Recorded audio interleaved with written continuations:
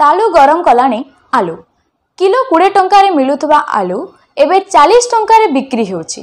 दीर्घ दिन हेबो आलू दर खसुन थिबारु चिंतारे गृहिणी। आसंतु देखिबा हमर स्पेशल रिपोर्ट काहे की खसुनी आलू दर। तालु गरम करुची आलू दर दिने नुहे कि 2 दिन नुहे दीर्घ दिन धरी आलू दर 40 टंकारु 50 टंका रहिची।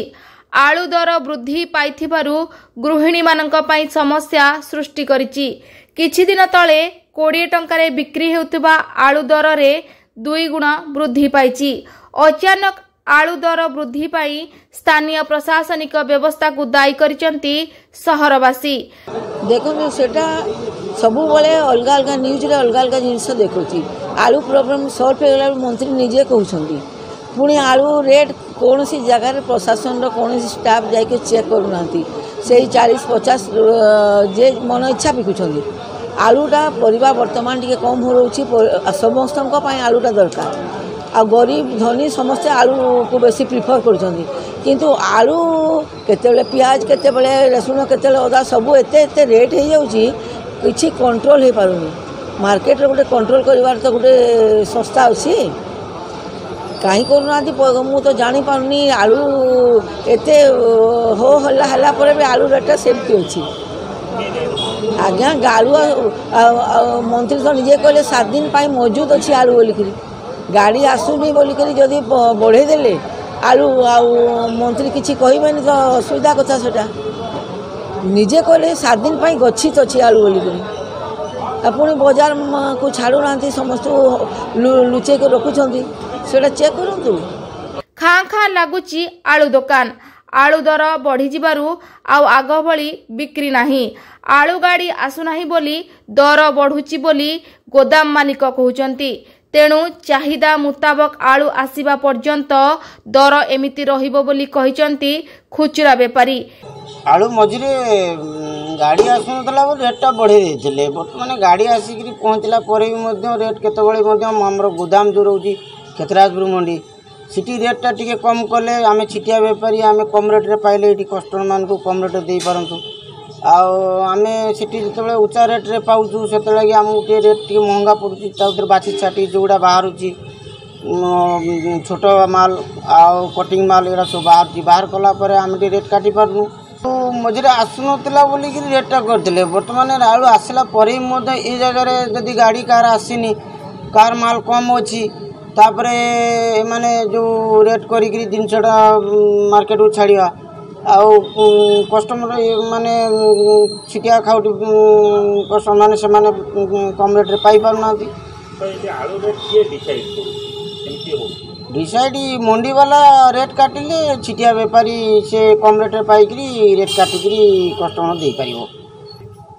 आलू केमती बढ़ीगला आलू माल आसला मुख्यमंत्री बर्तमान कथबार्ता होकर माल जोगाजोग कले किंतु आलू रेट तुम कम करून रेट उच्चा लगुच उच्चा रेट तुम नौच ये प्रकार डिस्कस कर दुकान पर्सन बर्तमान कम चली रेटा बढ़ी जा कारण लोक मैंने 2 केजी आधा केजी मैक्सिमम 2 केजी अधिका परिमाण सेल जा पारनी।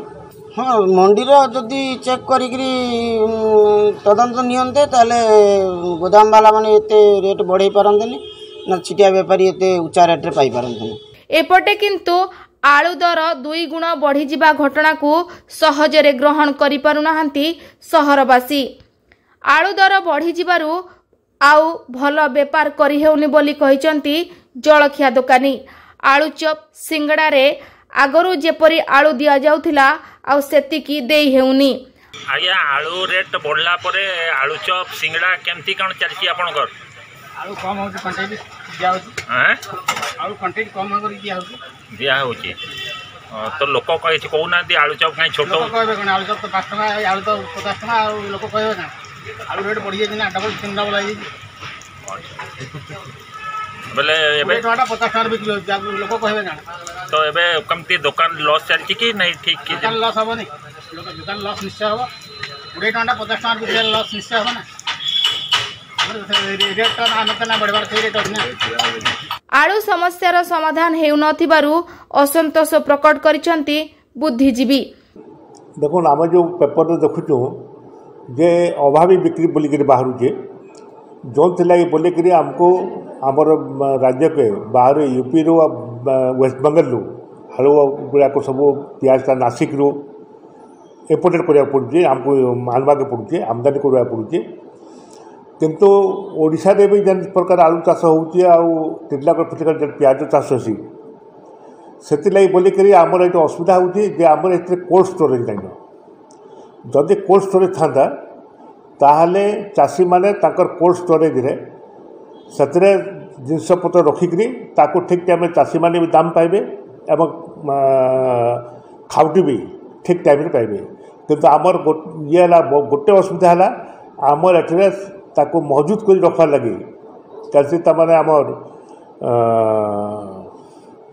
कोल्ड स्टोरेज नहीं शीतल भंडार नहीं तो सरकार ये सब आखि आगे रखिकी बर्तमान जो परिस्थिति होती जमी आमको हाथ पटुआ पड़ी यूपी रे वेस्ट बेंगल से बोलिक बर्तमान समय बर्तमान सरकार को दरकार पड़ुची जे कोल्ड स्टोरेज प्रति जगार ब्लॉक लेवल कम से कम डिस्ट्रिक्ट लेवल गोटे गोटे बड़ बड़ कोल्ड स्टोरेज करूँ एवं आम आशा करूँ आज सरकार निजे ना बेले पीपीपी करी प्राइवेट लोक साथ करी कोल्ड स्टोरेज गुड़ाक जब करागला सबू जिले में इवन दरकार पड़े ब्लॉक लेवल ताल चाषी मैंने जिन रखिपारे और से गुड़ाक से दुई पैसा पाई पारे और खाउटी भी से अनुसार सस्तार पाइपर।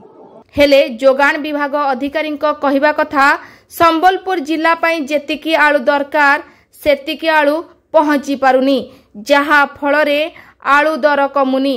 आमे विभिन्न आलू गोदाम उपरे नजर रखिचु कौनसी स्थान रे आलूर कला बजारी देखागले कार्यानुष्ठान ग्रहण कराजिबो बोली कहिसंती अतिरिक्त जोगाण अधिकारी।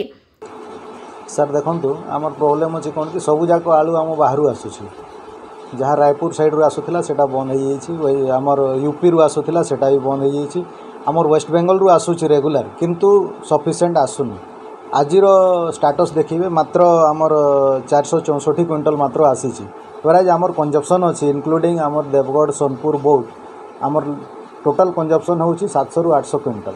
तो जेहेतु शॉर्ट सप्लाई अच्छी टिके लोकों को टिके असुविधा होछि किंतु आम मार्केट उपरे आमर क्लोज ये अच्छी विजिलेंटली आम देखुछु तांको कहुई मैक्सिमम 35 रू 40 आमर मातांकर मार्जिन रखिकी से माने बिक्री करिए।